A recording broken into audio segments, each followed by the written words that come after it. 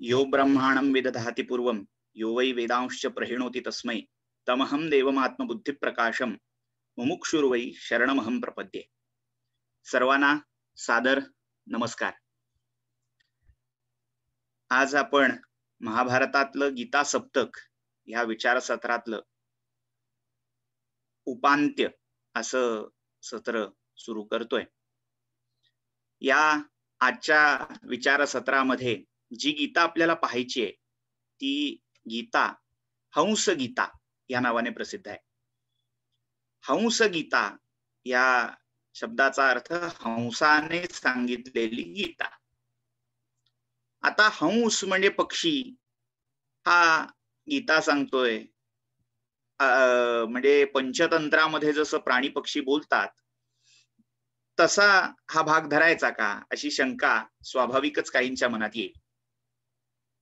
मात्र सगळ्या वाङ्मयाचा संस्कृत साहित्याचा विचार केला तर एकूण 2 हंसगीता आपल्या पुराण इतिहास वाङ्मयामध्ये प्रसिद्ध आहे.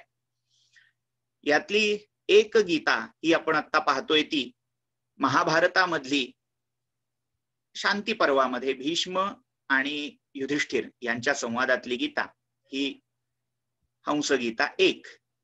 आणि दुसरी हंसगीता श्रीमद भागवतामधल्या 11व्या स्कंधामध्ये जी उद्धव गीता म्हणून प्रसिद्ध आहे. म्हणजे उद्धव आणि भगवान श्रीकृष्णांचा संवाद, त्या संवादामध्येही एक हंस गीता आलेली आहे.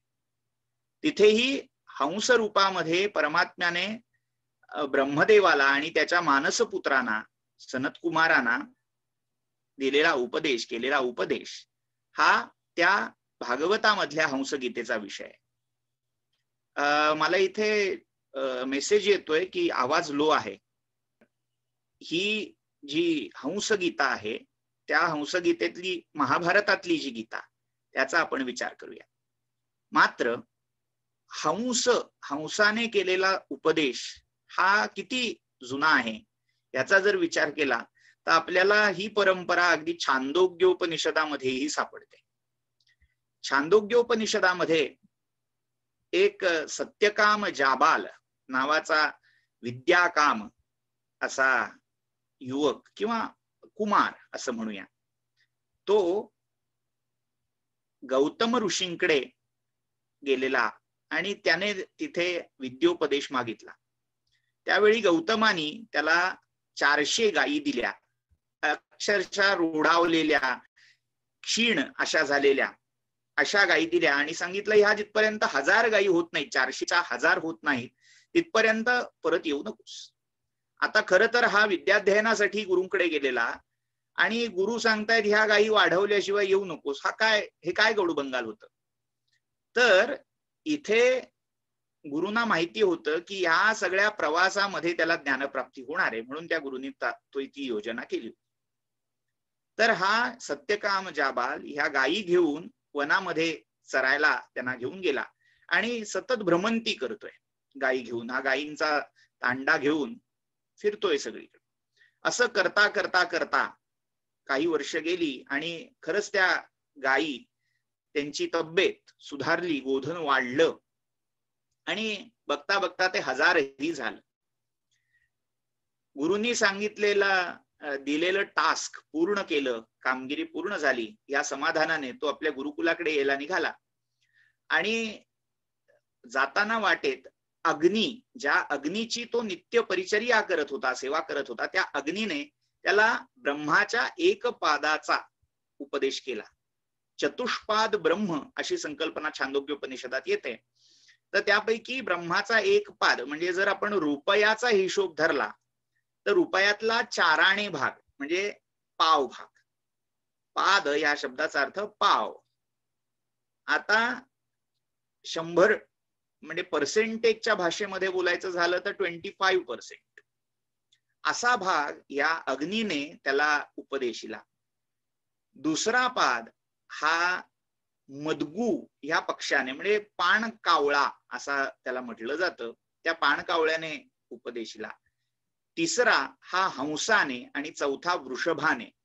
अशा 4घांनी वेगवेगळे ब्रह्मपाद, ब्रह्माचा एक चतुर्थांश असा या सत्यकामाला उपदेश दिला. यामध्ये हंस याने त्या ब्रह्माचा एक पाद याला शिकवला. म्हणजे हंसाने उपदेश करणं, या पुराण कल्पनेमागची परंपरा आपण पाहिली तर त्या सत्यकाम जाबालाही हंसाने उपदेश केला. आता हा हंस म्हणजे काय, तर शंकराचार्यांनी आपल्या छांदोग्य भाष्यामध्ये हा हंस म्हणजे सर्व प्राण्यांच्या अंतरंगामध्ये राहणारा जो प्राण आहे, तो प्राण म्हणजे हा हंस आहे, अशी त्या कल्पनेमागची मेघ उलगडून दाखवलेली आहे. त्यामुळे प्राणदेवता वायू मातरिश्वा हा हंस असावा. काहींनी आदित्य या रूपात त्याला हंस असं म्हटलंय, कारण वेदामध्ये आदित्य सूर्य या देवतेचा उल्लेखही हंस शुचिषद वसुरंतरिक्षसद या मंत्रात हंस म्हणून केलेला आहे. म्हणजे आता हंस ही एक प्राणी पक्षी ह्या सृष्टीतली एक जीवकोटीतली कुठली सत्ता राहते असं नाही, तर ती देवता रूपाशी कुठेतरी जोडली गेलेली आहे. एक दिव्य पक्षी या स्वरूपामध्ये हंस दाखवला गेलेला आहे. तसंच नलदमयंतीचं आख्यान जर पाहिलं तर तिथेही त्या दोघांचं मिलन हे एका हंसाने घडवलेलं आहे. त्यामुळे हंस ह्या पक्षाचं भारतीय संस्कृतीतलं आणि भारतीय पुराकथातलं स्थान हे खरंच विचारणीय आहे. ही प्रस्तावना एवढ्यासाठी केली की काहींना असं वाटू शकतं की अरे हंस एक पक्षी काय उपदेश करतोय. तर या सगळ्या मागची मूळ कल्पना काय, तर एकदा तुम्ही या विश्वाकडे उघड्या डोळ्यांनी चेतन दृष्टीने पाहायला सुरुवात केली की चराचरामधली प्रत्येक गोष्ट मग ती चेतन असू दे वा अचेतन असू दे, वाचा असणारी असू दे वा वाचा नसणारी असू दे, ती कुठलीही वस्तू असेल तरी ती ब्रह्माचं प्रतिनिधित्व करते आणि ती तुम्हाला काही ना काहीतरी शिकवून जाते. तर ही जी कल्पना आहे इथेच ती हंस गीता कुठेतरी जोडलेली आहे. आता या कथेमध्ये जो हंस आहे तो हंस म्हणजे साक्षात प्रजापती हाच हंस झालेला आहे.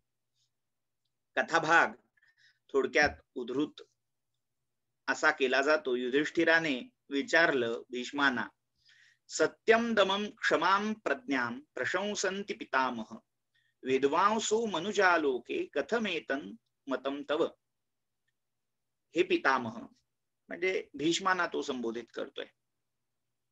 आता संसारात आल्यावर जे विद्वान आहेत, जे जाणकार आहेत, तज्ञ आहेत, ते कोणी सत्य श्रेष्ठ आहे असं म्हणतात, कोणी दम श्रेष्ठ आहे असं म्हणतात, कोणी क्षमा, कोणी प्रज्ञा. प्रत्येक जण एकेका तत्वाचा उदो करतो. हे तत्व श्रेष्ठ, ते तत्व श्रेष्ठ, अशा वेगवेगळ्या तत्वांविषयीच्या तरतम भावनेने युक्त अशा कल्पना या पंडितांमध्ये पसरलेल्या आहेत. मग यापैकी नेमकं श्रेष्ठ काय, काय आचरावं, काय ग्राह्य धरावं, या बाबतीत तुमचं मत काय, कथमे तन्मतंतव. मग यापैकी तुम्हाला अभिप्रेत काय आहे, तुम्ही यातलं नेमकं काय संदेश म्हणून मला सांगाल. तर त्यावेळी भीष्म म्हणतात, अत्र ते वर्तयिष्येहम इतिहासम पुरातनम. नेहमीप्रमाणे ते सांगतायत की या बाबतीत यासाठी मी तुला एक इतिहास सांगतो, कथा सांगतो. साध्यानामिह संवादम हंसस्य च युधिष्ठिर. हा इतिहास काय आहे, तर साध्य नावाच्या देवतांशी झालेला हंसाचा संवाद हे युधिष्ठिरा मी तुला सांगतो. आता हा संवाद कसा झाला त्याची कथा. हंसो भूत्वाथ सौवर्णस्त्वजो नित्यः प्रजापती सवयी पर्येति लोकां स्त्रीन अथ साध्यान उपागमत. एकदा सौवर्ण हा म्हणजे सुवर्ण, ज्याचा वर्ण, ज्याची अंगकांती ही अतिशय शोभायमान आहे, देदीप्यमान आहे, किंवा सुवर्ण म्हणजे सोन्यासारखी आहे. सोनेरी वर्णाचा जो हंस आहे तो कसा आहे, अजहा, अजन्मा, ज्याचा जन्म झालेला नाही, आणि जो नित्य आहे, त्रिकाला बाधित आहे, असा प्रजापती. ही सवयी पर्येति लोकां स्त्रीन, त्रीन लोकां सहा पर्येति. तो प्रजापती हंस रूपामध्ये तीनही लोकात विचरण करतो, संचार करतो. तो प्रजापती साध्यान उपागमत, साध्यांना, साध्य देवांच्या जवळ उपदेश करण्यासाठी पोहोचला, आला. आता हे साध्य म्हणजे काय, हा साध्य शब्द आपल्याला आपल्या मंत्रपुष्पांजलीतही कदाचित गेलेला असेल. आपण म्हणतो यज्ञेन यज्ञम यजंत देवास्तानी धर्माणि प्रथमान्यासन तेहनाकम महिमानः सचंत यत्र पूर्वे साध्याः संति देवाः. देवांनी त्या यज्ञाद्वारे यज्ञपुरुषाचं यजन केलं आणि त्या यज्ञपुरुषाच्या यजनाख्य कर्मामुळे त्यांनी त्या कर्माची जी निष्पत्ती केली ते कर्मच पुढे धर्म ठरलं. ते या विश्वातला पहिल्या धर्माचं प्रारूप ठरले. आता त्या धर्माच्या आधाराने हे काय झाले, कुठे गेले देव, तर त्या धर्माच्या आधाराने या देवता स्वर्गाप्रत पोचल्या. तेह नाकम, नाक म्हणजे स्वर्ग, महिमान हा सचंत, त्या नाक स्वर्गाच्या स्थानी पोहोचले, त्या स्वर्गाच्या महिम्याला प्राप्त झाले, स्वर्गा इतके मोठे झाले, स्वर्गात पोहोचले म्हणजे. आणि तेह नाकम महिमान सचंत यत्र पूर्वे, जिथे साध्याः संति देवाः, ज्या स्वर्गामध्ये ज्या महिम्या ठाई साध्य देव पूर्वीपासूनच होते, त्या स्थानी या देवता पोहोचल्या. म्हणजे देवांमधल्या वेगवेगळ्या पिढ्या, देवांमधल्या वेगवेगळ्या काय म्हणता येतील कोटी, श्रेणी ह्या इथे सांगितल्या गेल्या. तर देवांमधली सर्वोच्च श्रेणी ही साध्य देवता मानली जाते. ज्या तैत्तिरीय उपनिषदामध्ये आपण जर पाहिलं तर तिथे कर्मज देव, आजानज देव अशा त्या देवश्रेणी सांगितलेल्या आहेत. तर सगळ्यात वरची श्रेणी म्हणजे साध्य देवांची श्रेणी आहे. हे काय आहे, श्रेणी देवांमध्ये कशा पडल्या, तर कल्पना अशी आहे की जे पुण्यकर्म करत करत म्हणजे पुण्यकर्माचा प्रकर्ष झाला की त्यांना ह्या मर्त्यलोकाच्या वरच्या इयत्तेमध्ये, म्हणजे मर्त्यलोक जिथे संपतो आणि जिथे स्वर्गाची सीमारेषा सुरू होते त्या लोकी जन्म प्राप्त होतो. मग ती गंधर्व होतात, यक्ष होतात, किन्नर होतात. अशा कोटीतून चढत चढत चढत ते कर्मज देव होतात, म्हणजे सत्कर्मांचा आश्रय करून देव होणं. त्याच्या पुढे ते आजानज देव होतात आणि शेवटी ते साध्य देवता या रूपाप्रत पोहोचतात. तर असे हे साध्य देव म्हणजे देव कोटीमधले, देवश्रेणीमधले सर्वोच्च मानले गेलेले असे जे देव होते, या साध्यचा एक अर्थ ज्या पदाला कर्माद्वारे, सत्कर्म, धर्म, यज्ञ यांच्याद्वारे साध्य करून घेता येतं, तर ते स्थान, ते पद, ती सत्ता, त्या सत्तेची तिथली अमूर्त देवता म्हणजे साध्य असावीत, असाही त्या साध्यचा अर्थ काहींनी करून दाखवलेला आहे. तर त्या साध्य देवांच्या ठाई त्या लोकी हा प्रजापती पोहोचला. आता साध्यांनी त्याला विचारलं, आता शकुने वयं स्म देवावि साध्यां स्वाम अनुयुंक्ष्महे पृच्छामस्त्वां मोक्षधर्मं भवांश किल मोक्षवित्. हे हंसा, शकुने, आता शकुनी या शब्दाचा अर्थ शकुन म्हणजे शकुन देणारा, वेगवेगळे ज्याला शकुन आपण अपशकुन, शकुन हा शब्द जो वापरतो, निमित्त असा संस्कृत शास्त्रामध्ये त्याला शब्द वापरलाय. वेगवेगळ्या घटना ज्या अवतीभोवती घडत असतात ती निमित्त असतात, ते शकुन असतात. ते दाखवणारी जीवसृष्टी म्हणजे पक्षी असे मानले जातात. पूर्वी पक्ष्यांच्या आवाजावरून, पक्ष्यांची फडफड असेल, पक्ष्यांच्या कृती असतील, त्याच्यावरून कर्म, ज्या कर्मासाठी आपण निघालेलो आहोत त्याची सिद्धी असिद्धी ही पाहिली जायची. त्यामुळे शकुन घडवणारे, शकुन देणारे ते शकुनी. मग पक्षीसृष्टीशी शकुनांचा जो बांधलेला संबंध आहे तो खूप जुना आहे, त्याचा आता विचार करायला नको, पण म्हणून या पक्ष्यांना शकुनी असं म्हटलं गेलं. इथे कौरवांचा मामा शकुनी हा अभिप्रेत नाही, कारण महाभारतात आहे म्हटल्यावर मग तो शकुनी का असा शंका येऊ शकते, म्हणून हे स्पष्टीकरण केलं. तर हे पक्षीराजा, हे पक्षी स्वरूपातल्या हंसा, वयं स्म देवा वै साध्या, आम्ही साध्य देव तुझी प्रार्थना करतो, तुला प्रश्न विचारतो. त्वाम अनुयुंक्ष्महे पृच्छामहा त्वाम, आता तुला हात जोडतो, तुला प्रार्थना करतो, तुझी आमच्या ज्या मनातल्या शंका आहेत त्याचं निवारण करण्यासाठी मनधरणी करतो, तुझी योजना करतो. म्हणजे थोडक्यात आम्ही आमच्या शंका घेऊन तुझ्याकडे आलेलो आहोत. आता आम्हाला तू योग्य तो मार्ग दाखव, संदेश दे. मोक्ष धर्मम भवांश किल मोक्षवित, मोक्ष धर्माविषयी आमच्या ज्या शंका आहेत त्याविषयी आम्हाला मार्गदर्शन कर, कारण तू मोक्षवित आहेस, मोक्षाचं स्वरूप तुला कळलेलं आहे. श्रुतोसी न पंडितो धीरवादी साधु शब्दश्चरते ते पतत्रिन किम मन्यसे श्रेष्ठतमं द्विजत्वं कस्मिन् मनस्ते रमते महात्मन. श्रुतोसी नहा पंडितो धीरवादी, आम्ही असं ऐकलंय की तू पंडित आहेस. म्हणजे पंडा या शब्दाचा अर्थ प्रज्ञा, परिणत प्रज्ञा, परिणत बुद्धी, सुपरिणत अशी बुद्धी ज्याची आहे त्याला पंडयायुक्त पंडित असं म्हणायचं. तर प्रज्ञेने संपन्न, पंडेने सुबुद्धीने संपन्न असा जो तो पंडित, तू पंडित आहेस, धीरवादी आहेस. म्हणजे धीराने युक्त असा वक्ता, वादी या शब्दाचा अर्थ वक्ता, बोलणारा.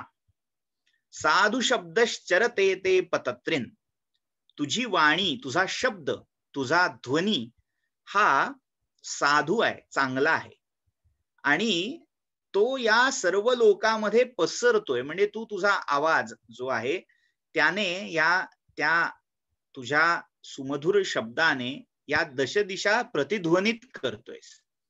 हे पतत्रिन, पतत्रिन हे पुन्हा पक्षाचाच शब्द आहे पतत्री हा. तर हे पतत्रिन साधु शब्दश्चरते ते, तुझा हा आवाज सगळीकडे घुमतोय. किम मन्यसे श्रेष्ठतमं द्विजत्वं कस्मिन् मनस्ते रमते महात्मन, कशा ठाई तुला तू रमतोस, कशा ठाई, कोणतं कर्म तुला श्रेष्ठतम वाटतं ते आम्हाला सांग. तन्नः कार्यं पक्षिवर प्रसादी यत् कार्याणां मन्यसे श्रेष्ठमेकम, ते कार्य आम्हाला सांग जे कार्य सगळ्यामध्ये श्रेष्ठ आहे असं तुला वैयक्तिक वाटतं. यत् कृत्वा वै पुरुषः सर्वबंधैर विमुच्यते विहगेंद्रेह शीघ्रम, जे कर्म केलं असता, ज्या कर्ममार्गाचं आचरण केलं असता, या कर्मबंधातून, विश्वाच्या संसाराच्या बंधनातून मोक्ष मिळतो, ते कर्म हे विहगेंद्रा, विहग म्हणजे पक्षी, पक्षींद्रा, पक्षीराजा, आम्हाला तात्काळ सांग. शीघ्रम विमुच्यते तद्ब्रूहि, तात्काळ कर्मबंधातून सुटण्याचा मार्ग कोणता आहे तो आम्हाला हे हंसराजा, हे पक्षीराजा सांग. आता हंस उत्तर देतोय. म्हणजे आता मुळात प्रश्न काय आहे,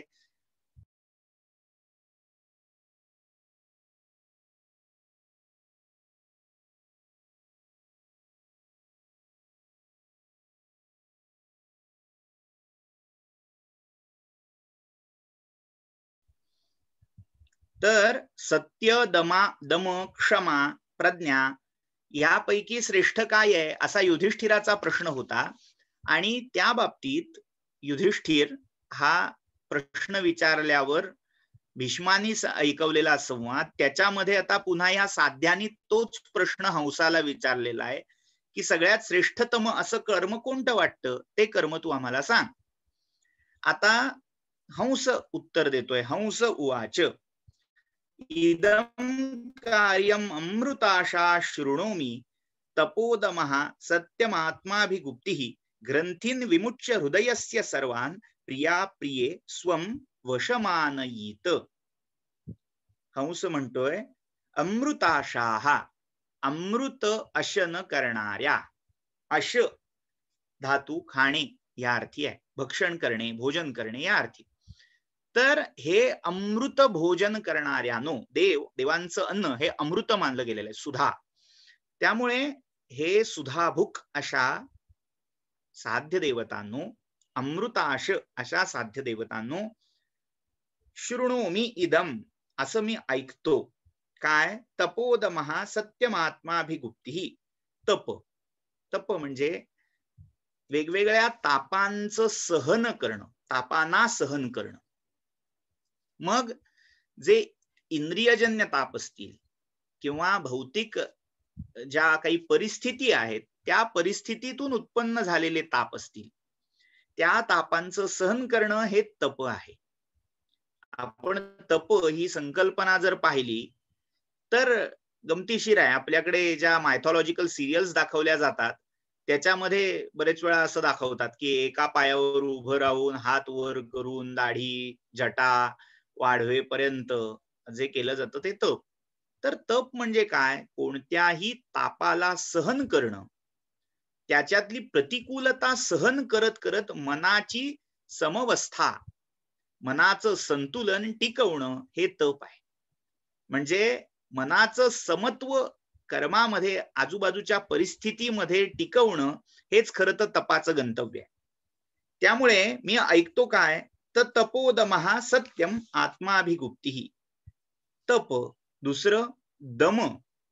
दम म्हणजे इंद्रिय निग्रह. शम आणि दम असे दोन शब्द वापरले जातात. आता शमाचं लक्षण काय तर आंतरिंद्रिय निग्रह. मन, बुद्धी, चित्त आणि अहंकार यांचा निग्रह करणं, यांच्या वासना यांच्या ठायी असणाऱ्या शमवणं हा शम आहे. आणि बाह्य इंद्रियांचं दमन करणं, बाह्य इंद्रियांचं शमन होत नाही, त्यांचं दमनच करायला लागतं. म्हणजे थोडक्यात तुमच्या बाह्य इंद्रियांची सवय, त्यांची नेहमीची जी चाकोरी असते ती विषयाकडे धाव घेणं हीच असते. ती आपली आपली त्या विषयांपासून निवृत्त होतील असं मानायचं नाही, तर हठाने ठरवून नियमपूर्वक त्या इंद्रियांचं दमन करणं हा दम हा भाग आहे. त्यामुळे पहिलं तप, दुसरं दम, तिसरं सत्यम, सत्य भाषण, सत्य वाचा. ही सगळी काय आहेत तर आत्माभिगुप्ती. अजून आता आत्माभिगुप्ती या शब्दाचे दोन प्रकारे अर्थ केले जातात. एक आत्माभिगुप्ती म्हणजे स्वतःला विकारांपासून वाचवणं. म्हणजे दम या शब्दाच्या पुढची अवस्था म्हणजे दम, जो मगाशी आपण शम म्हणून सांगितला. कारण इथे शब्द कुठले कुठले आहेत तर तप, दम, सत्य आणि आत्माभिगुप्ती. त्यामुळे आत्माभिगुप्ती या शब्दाचा अर्थ शम, पर घ्यायचा असा एक प्रवास. किंवा ग्रंथीन विमुच्य हृदयस्य सर्वान, या सगळ्यामध्ये सगळ्यापासून आत्म्याला वेगळं काढणं म्हणजे इदं न मम हा भाव बाळगणं. थोडक्यात काय तर देह म्हणजे मी नाही, मन म्हणजे मी नाही, प्राण म्हणजे मी नाही, कर्म म्हणजे मी नाही, विज्ञान म्हणजे मी नाही, या सगळ्या कोशांपासून आत्म्याला वेगळं काढणं, अलग काढणं, पाहणं ही आत्माभिगुप्ती आहे. तर असं करून पुढे ग्रंथीन विमुच्य हृदयस्य सर्वान, हृदयामधल्या ज्या ग्रंथी आहेत. आता ग्रंथी हा शब्द फार महत्वाचा आहे. आपण मराठीत ज्याला गाठ म्हणून म्हणतो. समर्थांच्या एका रचनेमध्ये त्यांनी सांगितलंय, रामदास म्हणे आता ग्रंथीचा अर्थ काढा. ग्रंथीचा अर्थ काढा म्हणजे जे सद्ग्रंथ आहेत त्या ग्रंथीचा, त्या ग्रंथात सांगितलेला अर्थ काढा, असा एक त्याचा अर्थ आहे. दुसरा अर्थ ग्रंथीचा म्हणजे आपली जी गाठ आहे. थोडक्यात पूर्वी धन आपल्यापाशी जे असेल ते गाठीशी बांधलं जायचं. गाठीशी पैसा आहे का असा वाक्प्रचार केला जायचा. तर तिथे ती ग्रंथी म्हणजे कनवटी, वस्त्राला मारलेली गाठ आणि त्याच्यामध्ये लपवलेला अर्थ धन, तो ग्रंथीचा अर्थ काढा. तिसरा ग्रंथीचा म्हणजे गाठ, जिथे गाठ बसलेली आहे ग्रंथामध्ये, जी गाठ म्हणजे काहीतरी गुप्त, क्लिष्ट अशा शब्दांची योजना करून, श्लिष्ट योजना करून गाठ मारून ठेवलेली आहे. मराठीमध्ये ज्याला ज्ञानबाची मेख असंही म्हणतात. मेख म्हणजे इथे गाठ. तर त्या मेख मारलेल्या मर्मातला अर्थ, मर्म, तात्पर्य, मथित असं काढा. आणि शेवटचं ग्रंथी म्हणजे आपल्या मनामध्ये ज्या वेगवेगळ्या तुम्ही खूण गाठी बांधलेल्या आहेत, म्हणजे पूर्वग्रह असतील त्या पूर्वग्रहांच्या ज्या गाठी, संकल्प विकल्पांच्या ज्या गाठी आपण मारून ठेवलेल्या आहेत त्यांचा अर्थ काढायचा आहे, म्हणजे त्यांना सोडवायचं आहे. तर हृदयामध्ये आपल्या ज्या ज्या ग्रंथी आहेत, या ग्रंथीचे दोन प्रकारे अर्थ करायचे. एक, मानसिक संकल्प विकल्पांच्या ग्रंथी सोडवून कोणताही ग्रह न बांधता. ग्रह बांधणं म्हणजे काय? कुठलाही एक पक्ष धरणं. अमुकच केलं तर तमुकच होईल आणि तमुक केलं तर अमुक होईल असं मानून चालणं. यामध्ये म्हणजे अगदी मोक्ष मिळायला हवा हा संकल्प ही एक प्रकारची गाठ आहे. मोक्षाची अपेक्षा, मोक्षाचा हव्यास ही पण एक प्रकारची पडलेली गाठ. ती गाठही सोडायची, मोक्षाचीही अपेक्षा सोडायची, म्हणजे ती ग्रंथी सुटेल. हा एक अर्थ. आणि दुसरा, योगशास्त्राच्या दृष्टीने आपल्या शरीरामध्ये ग्रंथीत्रय आहेत. म्हणजे योगशास्त्र, हठयोगशास्त्रामध्ये ज्या सप्त किंवा षटचक्रांचा भाग सांगितला जातो, तर त्या काही चक्रांच्या पलीकडे म्हणजे तो क्रम ब्रह्मग्रंथी, विष्णू ग्रंथी आणि रुद्र ग्रंथी अशा 3 ग्रंथी शरीरात सांगितलेल्या आहेत. आणि त्यांचा भेद करून ती कुंडलिनी पलीकडे जाते आणि मुक्त होते अशी कल्पना आहे. तर ती जैविक चेतना म्हणजे जिला कुंडलिनी म्हणून म्हटलेलं आहे, ती या एकेका ग्रंथीतून सोडवून, म्हणजे हठयोगाचा अर्थ जर धरला तर शरीरातल्या त्या ग्रंथींचा भेद करून, आणि जर भावनिक असा अर्थ काढला तर आपल्या मनामध्ये बांधलेले जे संकल्प विकल्प आहेत, त्यांच्या गाठी आहेत, त्या सोडून विमुच्य सर्वान प्रिये प्रिया प्रिये स्वम वशमानयित. प्रिय आणि अप्रिय असं स्वतःच्या वशवर्ती करावं. म्हणजे आपण आपलं प्रिय आणि अप्रिय हे आपल्या वशवर्ती असतं का, आपल्या हातात असतं का? खूप मार्मिक विचार इथे दिलाय. प्रिया प्रिये स्वम वशमानयित म्हणजे नेमकं काय? सरळ शब्दार्थ पाहायचा झाला तर जे आपल्याला प्रिय किंवा अप्रिय वाटतं ते त्याच्यावर आपला कंट्रोल स्थापित करावा. ऐकायला छान सोपं वाटतं, हा कंट्रोल स्थापित झाला, संतुलन निर्माण केलं, आमचा त्याच्यावर अधिकार आहे. पण खरी मेख अशी आहे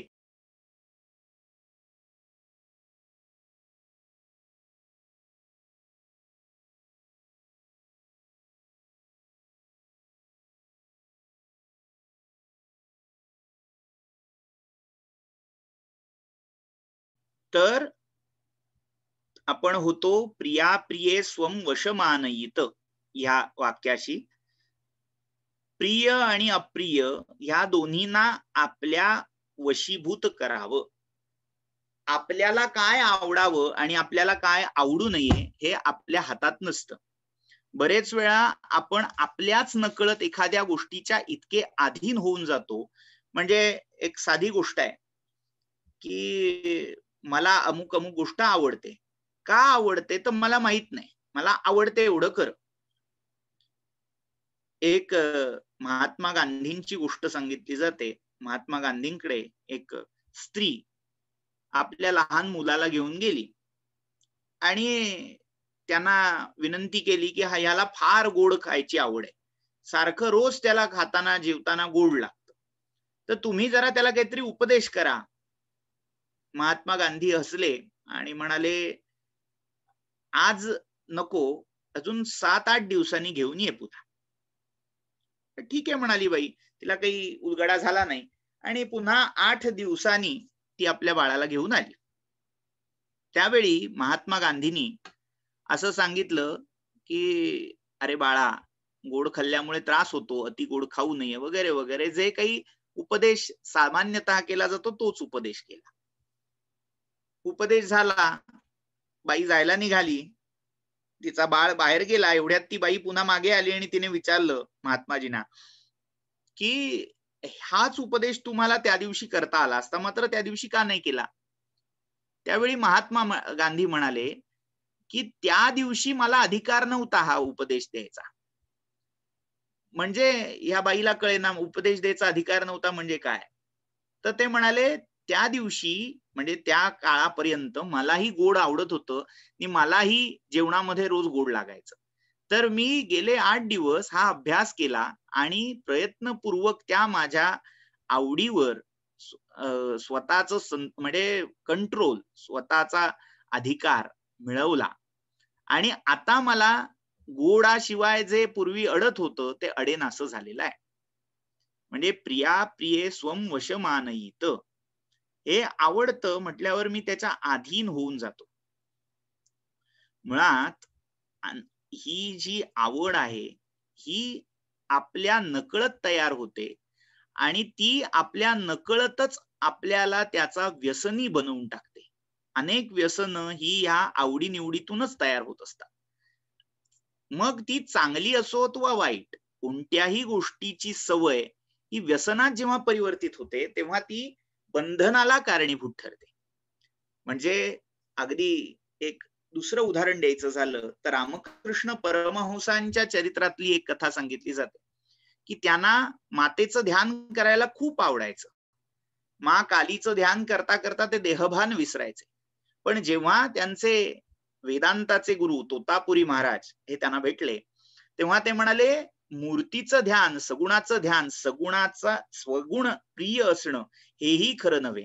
त्या सगुणाची अपेक्षा ही सोडून त्याच्या पलीकडे जायचंय आपल्याला. तर त्यावेळी रामकृष्ण म्हणाले, काय करू, हे जे सगुणाचं ध्यान आहे ते सुटता सुटत नाही. त्याची जी आवड माझ्या अंतरंगामध्ये बसलेली आहे त्याच्यापासून मी इच्छा सोडवू शकत नाही. त्यावेळी तोतापुरी महाराज म्हणाले की जर तुला सुटायचं असेल तर तुझ्या हातात आहे. जिथून ती मूर्ती तुझ्या मनश्चक्षूंसमोर प्रकट होतीये त्याच ठिकाणाहून तू तलवार पण मागव आणि त्या तलवारीने ती मूर्ती फोडून टाक. आणि झालं, जेव्हा समाधीचा अभ्यास ते करायला लागले तेव्हा ती जगन्मातेची मूर्ती त्यांच्या मनश्चक्षूंसमोर उभी राहिली. म्हणजे ही ती जी सगुणाची आवड होती ती सगुणाची आवड निर्विकल्प समाधीच्या आड येत होती. आणि त्यावेळी तोतापुरींनी संकेत केल्याप्रमाणे त्यांच्या भ्रूमध्यावर काचेने जखम केली आणि ही खूण होती आणि ती जखम झाल्या झाल्या त्यांना आत जाणीव झाली आणि त्यांनी ज्ञानरूपी खडगाने ती सगुणाची बाधा, सगुणाची आवडही नाहीशी केली आणि निर्विकल्प समाधीची त्यांना प्राप्ती झाली.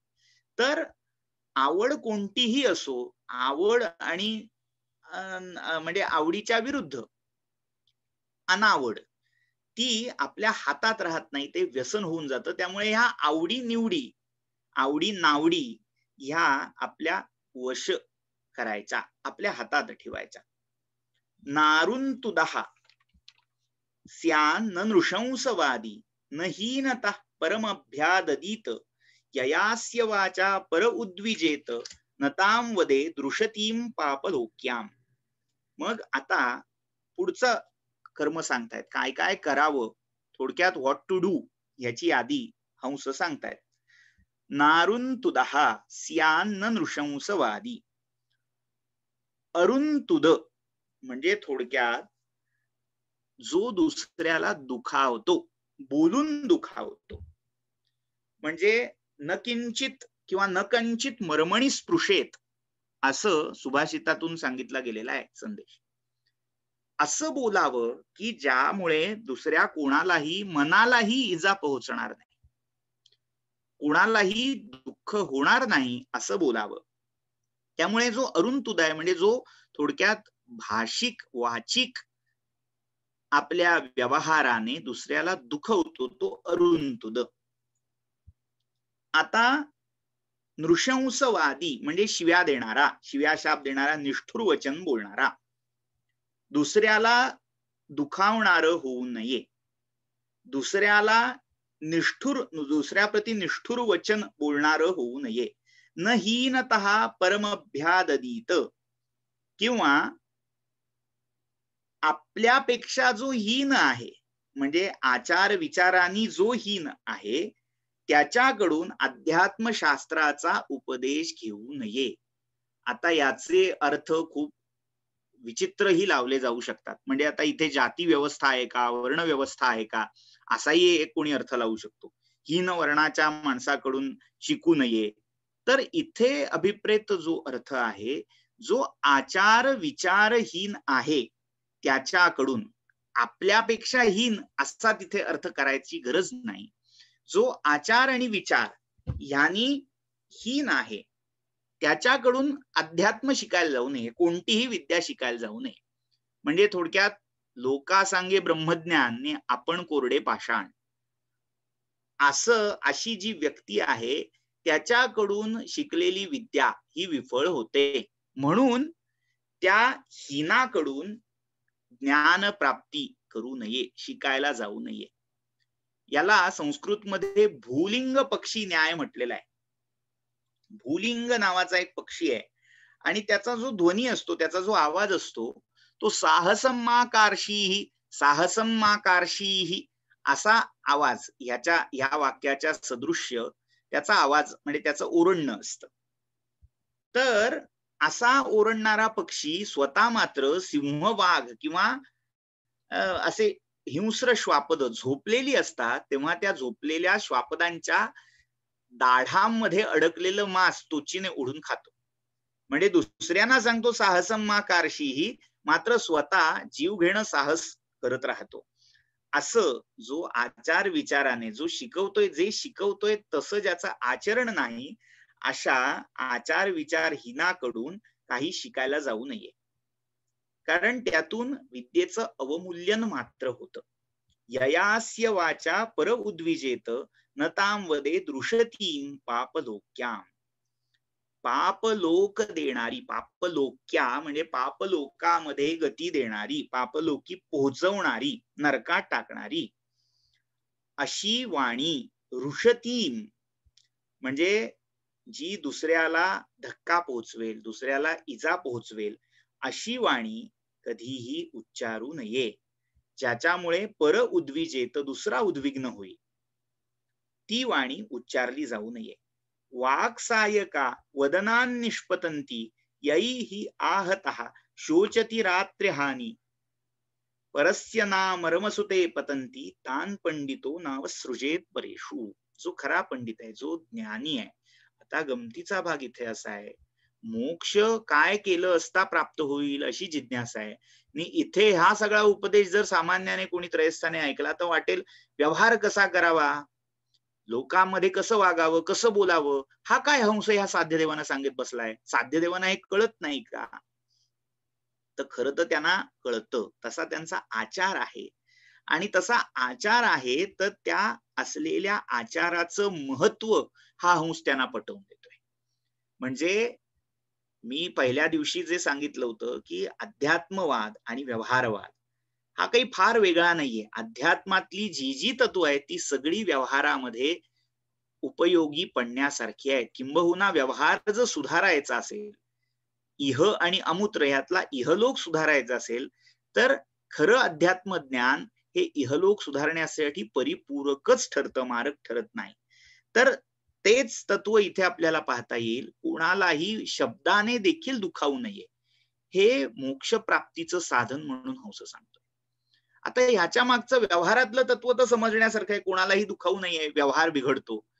मात्र आता इथे आपल्याला जर पाहायचंय की हे सगळं मोक्ष प्राप्तीसाठी कसं उपयोगी पडतं, आपण कोणालाही का दुखवतो, का बोलतो काहीतरी, कारण आपल्याला असं वाटत असतं की समोरचा आपल्यापेक्षा कमी आहे, समोरची व्यक्ती कुठेतरी आपल्यापेक्षा उणी आहे, कमी आहे, या भावनेने आपण त्याला टोचून बोलतो, काहीतरी विपरीत बोलतो, त्याला घालून पाडून बोलतो.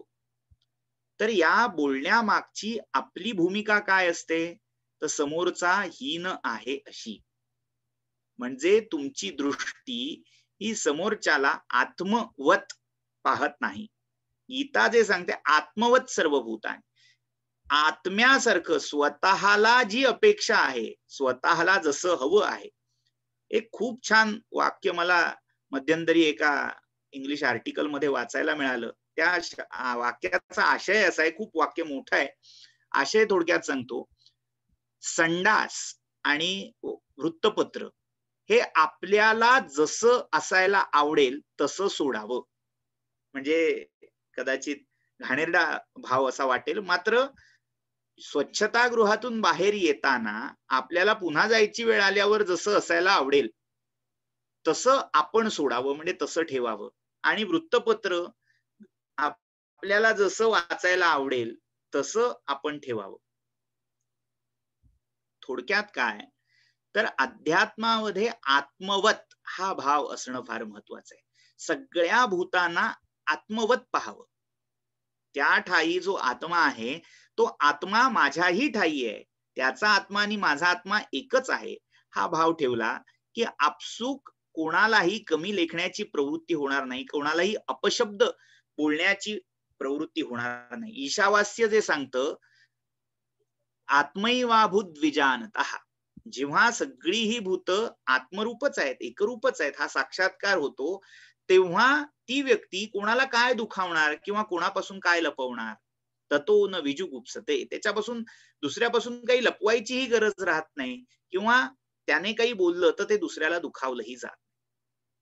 म्हणजे इथे जे सिद्ध असतात, जे पूर्णत्वाला पोचलेले असतात, ते जेव्हा घालून पाडून बोलतात, ते जेव्हा काही अपशब्द बोलतात, सद्गुरू किंवा आपली गुरु स्वरूप असणारी विभूती आपल्याला काहीतरी लागेल असं बोलते, तेव्हा लगेच हा आशय तिथे लावायचा नाही. ती उग्र बोलते, ती म्हणजे आता काही सिद्ध पुरुष हे शिव्या घालायचे शिष्याना, तर ते शिव्या घालणं हे त्याला हीन दर्जाचं लेखून शिव्या घालणं नाही, तर त्या व्यक्तीने सुधारावं यासाठीच ते बोलणं आहे. त्यामुळे गुरूंच्या बाबतीत, संतांच्या बाबतीत हा निकष लावायचा नाही, साधकाच्या बाबतीतला हा निकष आहे की कोणालाही टाकून बोलू नये, लागेल असं बोलू नये. परश्चेदेनम अतिवाद बाणैर भृशं विद्येत क्षम एवेह कार्यः संरोष्यमाणः प्रतिरुष्यते यः स आदत्ते सुकृतं वै परस्य. आता दुसरा जर क्रोध करेल, परश्चेद एनम अतिवाद बाणैर, दुसरा कोणी आपल्याला उग्र असं काही बोलेल, प्रतिवाद बाणैर भृशं विद्येत क्षम एव एव इह कार्यः, दुसरा काही आपल्याला वडबडायला लागला, बोलायला लागला, तर आपण काय करावं, शम एवेह कार्यः, त्याचं आपल्याला जर राग येईल तर त्याचं शांत करावा राग. तो काही उलट बोलला तर आपण त्याला प्रत्युत्तर करायला जाऊ नये. संरोष्यमाणः प्रतिरुष्यते यः, जो दुसऱ्या शिव्या घालत असता, दुसरा तुम्हाला उचकवायला प्रयत्न करत असताना शांत राहील, आनंदी राहील, स्वतःचं समचित्तत्व बिघडू देणार नाही, प्रतिरुष्यते आणि आनंदित होईल, स आदत्ते सुकृतम वै परस्य, खूप मोठी उपलब्धी कशी होईल ह्याचा मार्ग सांगितलाय. सवयी आदत्ते, दुसऱ्याने शिव्या घालत असता, वाईट बोलत असता, स्वतःच्या मनाचं समचित्तत्व न ढळू देता, समत्व न ढळू देता, कोणत्याही प्रकारचा विकल्प बघतोस तुला बाहेर भेट असं देखील मनात न आणता अनाक्रोश क्षमा या गुणाने युक्त होऊन आनंदित होतो. संप्रहृष्यते, तो काय करतो, तर समोरच्याचं, दुसऱ्याचं पुण्य, सुकृतम वै परस्य आदत्ते, त्याचं पुण्य याला मिळतं. म्हणजे थोडक्यात एखादा जर तुम्हाला काही बडबडायला लागला निष्कारण, मुद्दामून तुमच्याशी भांडण उकरून काढण्यासाठी, तर त्याचं बोलणं शांतपणे ऐकून स्वतःची शांती ढळू न देणं, आनंदात राहणं, प्रसन्न राहणं, हे केल्यावर साधेल काय, तर त्याचं पुण्य तुम्हाला मिळेल. आता इथे 2-3 प्रसंग सांगण्यासारखे आहेत. एक गौतम बुद्धांचा प्रसंग कदाचित मी मागच्या आठवड्यात सांगितला, की एका माणसाने भरपूर शिव्या गौतम बुद्धांना दिल्या आणि गौतम बुद्ध शांतपणे सगळं ऐकत होते आणि हसत होते.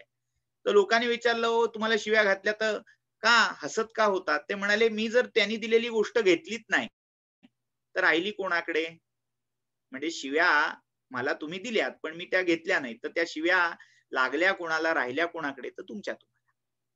हे जाणून जो शांत आहे, आपली प्रसन्नता जो ढळू देत नाही, म्हणजे गंमत अशी आहे की आपण आपलं जे समत्व आहे ते दुसऱ्याच्या हाती देतो. आपण चिडतो म्हणजे काय करतो, आपली क्रोधाची किल्ली आपण दुसऱ्याच्या हातात देतोय.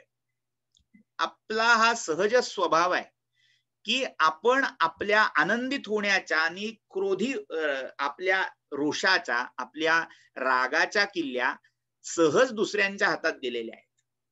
म्हणजे होतं काय की दुसऱ्यांना चांगलं माहिती असतं काय किल्ली दिली की आपण खुश होऊ किंवा काय किल्ली दिली की आपल्याला आपला पारा चढेल.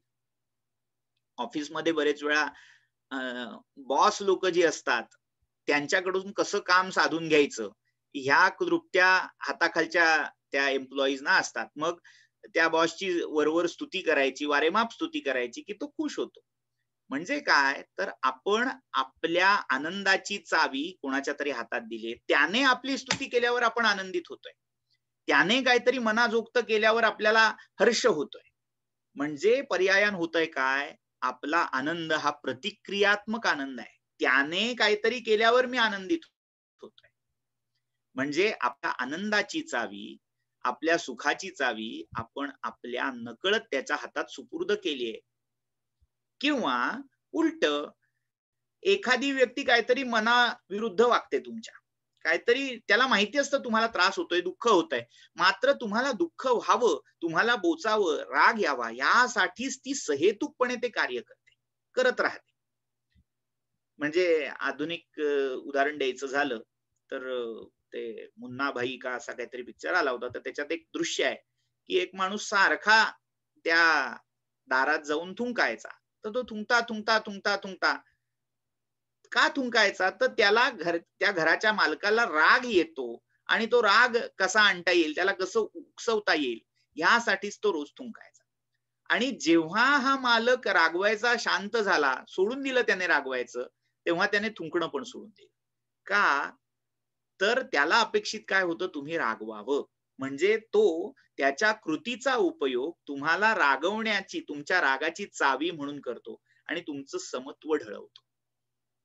तर या श्लोकामध्ये हे मर्म उकलवून दाखवतोय हंस त्या साध्यांना की तुम्ही जे काही करत आहात ते करत असताना समोरचा जी प्रतिक्रिया देतोय तुमच्या कृतीवर, त्या प्रतिक्रियेची प्रतिक्रिया म्हणून तुम्ही आनंदित होता किंवा दुःखी होता असं न करता सतत आपल्या समाधानात राहावं, संतोषात राहावं. समाधानी राहिलं की काय होईल, समोरचा कितीही तुम्हाला घालून पाडून बोलायला लागला तरी जेवढं तो शिव्या घालेल तेवढं त्याचं पुण्य तुम्हाला मिळेल. म्हणजे पुण्य पापाचा जे गणना करतात त्यांच्यासाठी ही फार मोठी किल्ली आपण इथे दिली आहे की दुसऱ्याचं पुण्य मिळवायचा मार्ग काय, तर दुसरा शिव्या घालत असताना, दुसरा बडबडत असताना आपण शांत राहावं, कोणतीही प्रतिक्रिया द्यायची नाही, त्याच्यामुळे त्याचं पुण्य आपल्याला मिळतं. संतांच्या वाङ्मयामध्ये याला अमृत प्राशनाचा योग म्हटलेला आहे. म्हणजे पराविया केली निंदा जरी पडीजेल कानी, म्हणजे दुसऱ्याने केलेली आपली निंदा आपल्या कानी पडेल तरी ते मानावी सज्जनी अमृतपान. तर सज्जनानी काय मानावं, अमृतपानाचा योग मानावा. स्वतःची निंदा ऐकायला मिळणं म्हणजे अमृत प्यायला मिळाल्यासारखं मानावं, म्हणजे इतकं समचित्तत्व अंगी बाणवावं.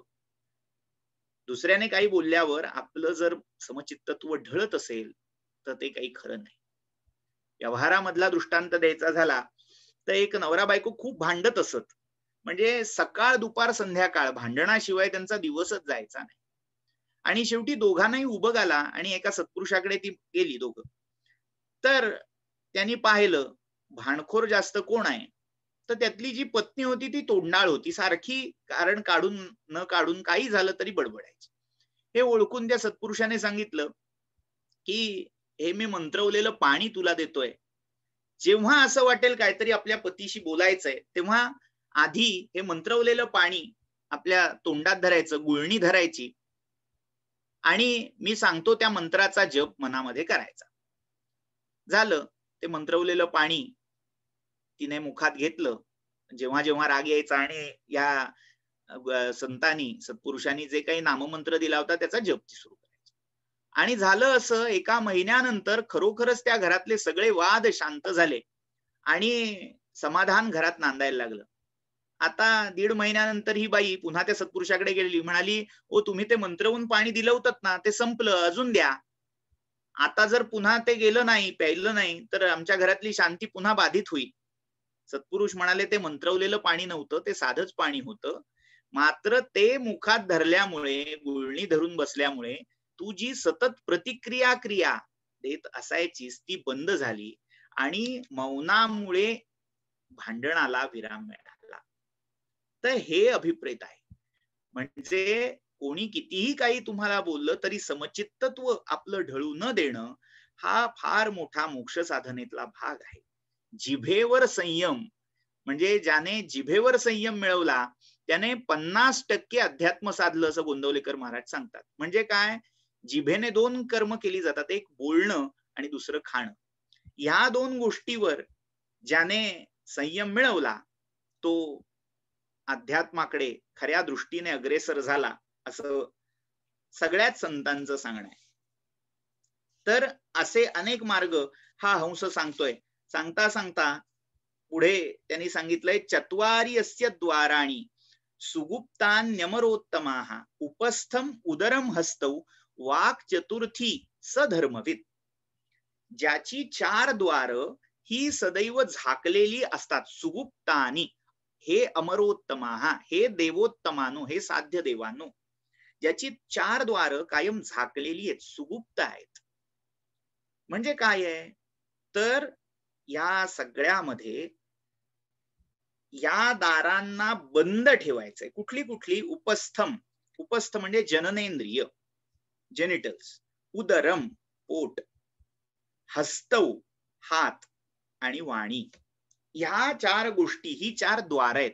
ही 4 द्वार कसली आहेत, तर धर्माची द्वार आहेत, अर्थाची द्वार आहेत, कामाची द्वार आहेत आणि मोक्षाची द्वार आहेत. या 4 इंद्रियांकडून सतत काही ना काहीतरी आवागमन सुरू असतं.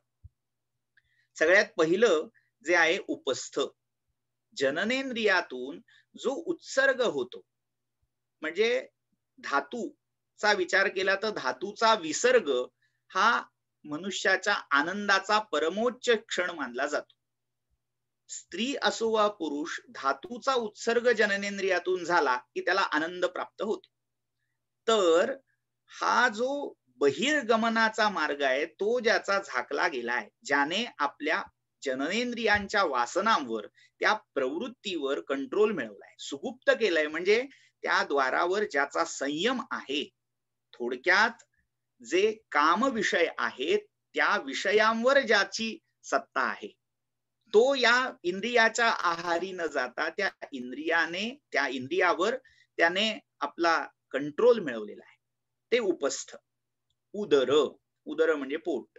आता पोट म्हणजे भूक, सतत खाणं, अति खाणं किंवा अजिबात न खाणं. भगवंतानी 6व्या अध्यायामध्ये योग सांगताना नात्यश्नतस्तु योगोस्ति न चैकांत मनश्नतः असं सांगितलेलं आहे.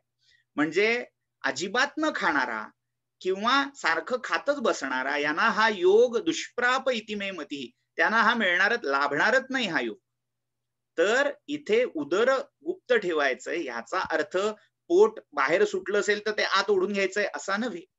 तर पोट भरण्यासाठी जी काही तुमची वखवक सुरू आहे, आपल्या भुकेवर, आपल्या अन्नावरच्या वासनेवर कंट्रोल मिळवणं, हा तिथे अभिप्रेत अर्थ आहे. हात, हाताने जे कर्म केलं जात आहे ते गुप्त ठेवणं, म्हणजे तुम्ही जे दान, सत्कर्म, पुण्य करता ते ओपन न होऊन देणं. आज लोक दान करतात आणि त्या दानाच्या बदल्यात आमच्या नावाच्या पाट्या लावा असं सांगतात. तर हे काही योग्य नव्हे. तर हाताद्वारे केलं जाणारं कर्म, आदान असो वा प्रदान असो, ते गुप्त ठेवणं. कोणतीही चॅरिटी, कोणत्याही प्रकारच्या प्रत्युपकाराच्या अपेक्षेने न करणं, हे हात गुप्त ठेवण्यामागचं धोरण आहे. आणि वाक् चतुर्थी आणि वाणी ही गुप्त ठेवावी, म्हणजे मित बोलावं. म्हणजे सगळं तुमचं बोलणं आणि तुमचं खाणं जर मित असेल तर हे मोक्षद्वार आहे. म्हणजे ही 4 द्वार जर तुम्ही सुगुप्त ठेवलीत, संयत ठेवलीत, तर मोक्षाची द्वार उघडतील असं हा हंस सांगतो.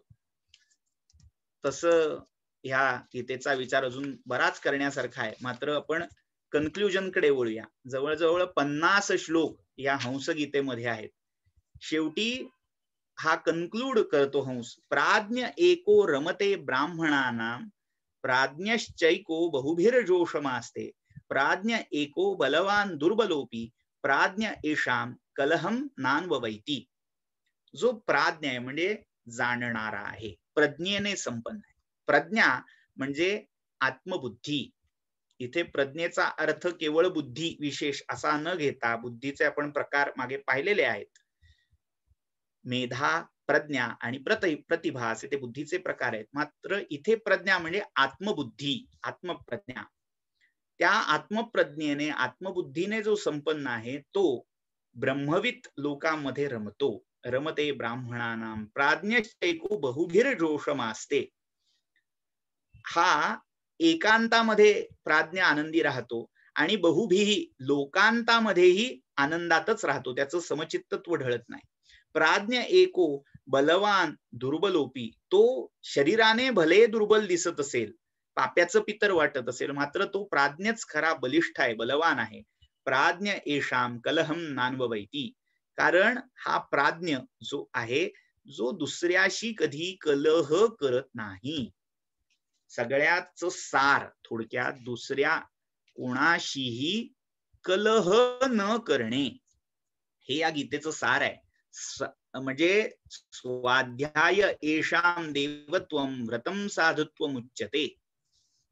यांचा स्वाध्याय म्हणजे स्वतःच्या स्ववर्णाश्रमोचित तत्वांचं सतत चिंतन, निधिध्यासन हा त्यांचा स्वाध्याय आहे आणि त्याच्याद्वारेच त्यांना देवत्व प्राप्त होत आहे.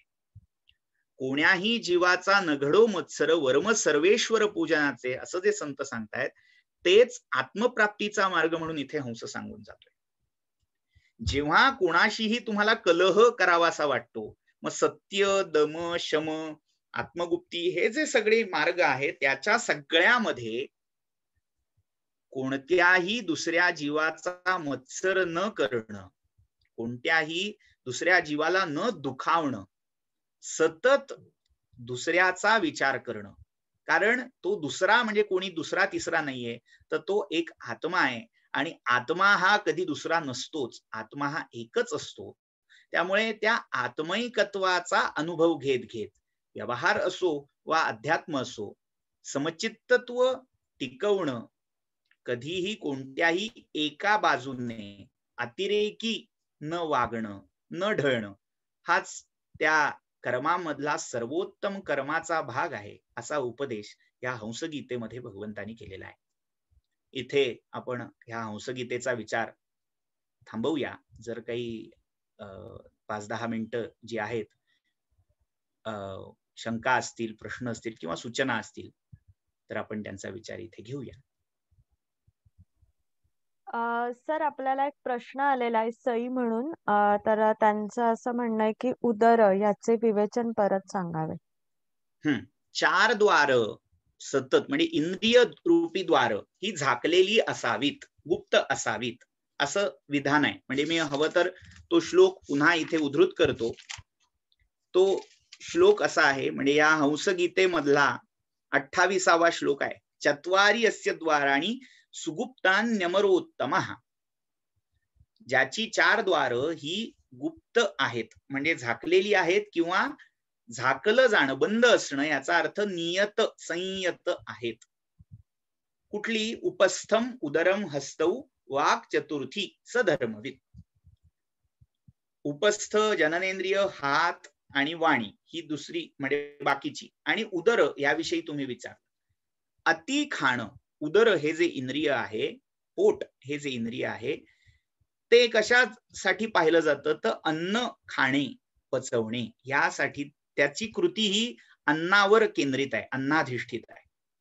तर उदर झाकलं असण्याचा, उदर गुप्त ठेवण्याचा आशय काय? तर पोट एखाद्याचं सुटलेलं असेल तर ते आत घेणं, लपवणं असा तिथे अर्थ अभिप्रेत नाही. तर पोटाची जी कृती आहे, अन्न खाणं, त्या अन्न खाण्यावर संतुलन मिळवणं म्हणजे आपल्या अन्नाला नियत संयत करणं, मित करणं. एक अशी आयुर्वेदामध्ये गोष्ट सांगितली जाते, एक पक्षी वाघभट जो आयुर्वेदाचार्य होता, त्रिमुनींपैकी आयुर्वेदाचेही त्रिमुनी आहे, जसे व्याकरणाचे त्रिमुनी मानले जातात, पाणिनी, कात्यायन आणि पतंजली. म्हणजे पाणिनी, वररुची, कात्यायन आणि पतंजली हे त्रिमुनी व्याकरणाचे आहेत. तसे आयुर्वेदाचे त्रिमुनी म्हणजे सुश्रुत, चरक आणि वाघभट. तर या वाघभटांची एक कथा अशी सांगितली जाते की एक पक्षी ते ज्या एका वृक्षाखाली बसले होते त्या वृक्षावर येऊन विचित्र आवाजात ओरडून गेला. तर त्या शिष्याना, जे शिष्य पाठ घेत होते वाघभटाचार्यांसमोर, तर त्यांना ते खटकलं. त्यांनी हाकलायचा प्रयत्न केला त्या पक्षाला. तेव्हा वाघभटांनी थांबवलं आणि सांगितलं, तो जो पक्षी आहे तो सांगतोय आयुर्वेदाचं मूल तत्व काय. तर कोणाला स्वास्थ्याची प्राप्ती होते, कस्वस्थः, को अरुक, त्या पक्षाचं नाव कोरुक पक्षी असं त्यांनी वर्णिलेलं आहे. कोरुक का, तर कहा अरुक, कोण अरोगी निरोगी राहू शकतो. तर तो कोण राहू शकतो, तर त्या पक्षाच्या आवाजाचा जो अर्थ त्यांनी सांगितला तो फार महत्वाचा आहे.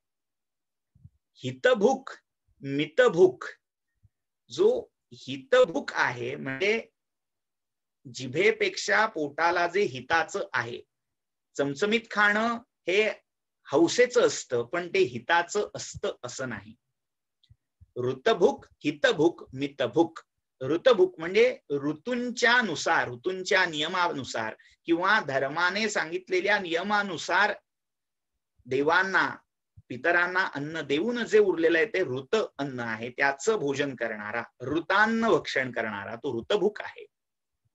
जो हितभूक, हितकारक, पथ्यकारक खाणारा आहे तो आरोगी आहे. आणि तिसरा आहे तो मितभूक म्हणजे मोजका आहार करणारा आहे, तो निरोगी आहे. म्हणजे निरोगी राहण्याचंही सूत्र हितभूक, ऋतभूक आणि मितभूक. भूक ह्या गोष्टीशी आहे. भूक याचा अर्थ संस्कृत मध्ये ते खाणारा, भोजन करणारा, त्याचा भोग घेणारा असा आहे. मराठीतला भूक अर्थ वेगळा, शब्द वेगळा आहे. तर ज्याचा पोटावर म्हणजे त्या भुकेवर आणि त्या भुकेवर खाल्ल्या जाणाऱ्या अन्नाच्या वासनेवर संयम आहे, तो धर्मवित आहे असं इथे या श्लोकात सांगतात. सई मॅडम, स्पष्ट आहे?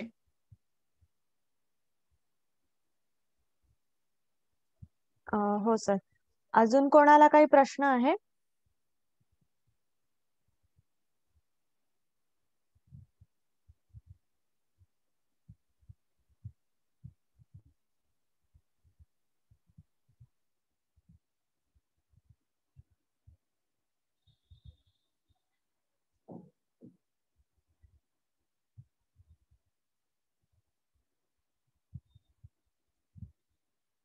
कृपया आपल्या जे आयोजक आहेत त्यांचं पुढचं सेशन आहे, म्हणजे प्रश्न असतील तर वेळीच विचारावेत आपल्याला, म्हणजे सेशन संपवता येईल. त्यांची पुढच्या सेशनची खोटी होऊ नये आपल्यामुळे, ही विनंती कोणाला आहे. काही प्रश्न आहे का?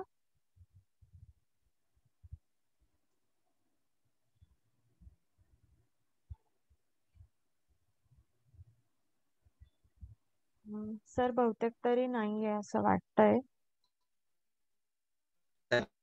शंक आहेत असं समाधान आहे, म्हणजे मला कॉम्प्लिमेंट आहे ही. असो, तर आपलं ह्या सत्रामधली ही 6वी गीता आज पूर्ण झाली. उद्या या सत्रातली शेवटची गीता कामगीता असणार आहे. आतापर्यंतच्या बहुतांश गीता या मुळात भीष्म आणि युधिष्ठिर यांच्या संवादामध्ये इतिहास रूपामध्ये आल्या होत्या. उद्याची गीता ही कृष्ण आणि युधिष्ठिराचा संवाद आहे, म्हणून ती खूप महत्वाची गीता आहे. तर ती उद्या आपण पाहूया.